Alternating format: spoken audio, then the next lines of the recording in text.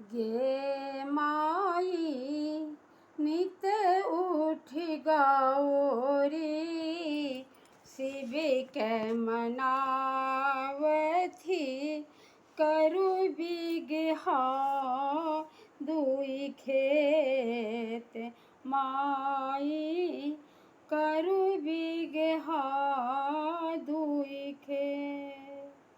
गे माई नित उठी गौरी शिव के मनावथी करु बिगहा दुई खेत।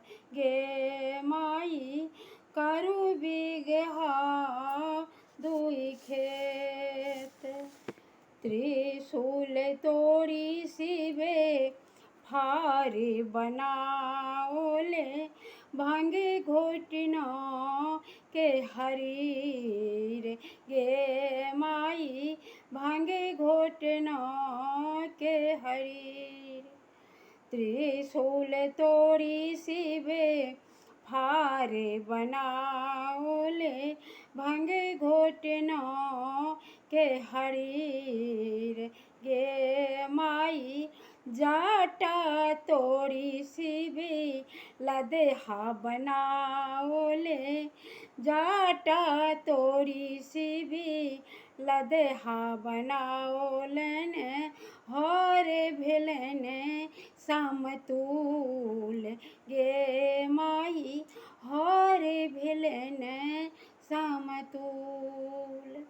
एक दिस जोतलन बस हबरद के एक दिस जोतलन बाग। गे माई एक दिस जोतलन बस हबरद के एक दिस जोतलन बाग।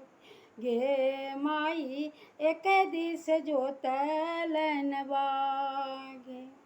पूरब पश्चिम औतर धेलन पूरब पश्चिम औतर धेलन खेत के केलन चास।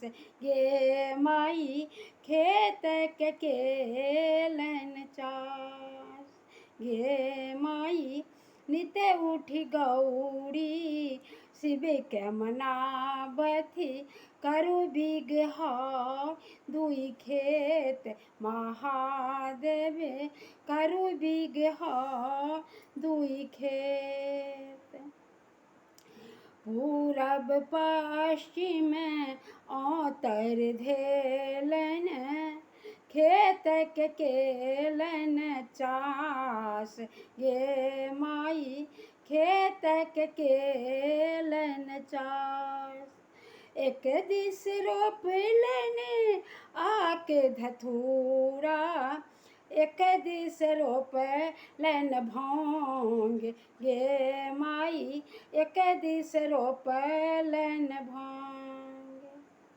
गे माई एक दिन गौरी मनहि में विचारलन केहन भोला के ज्ञान।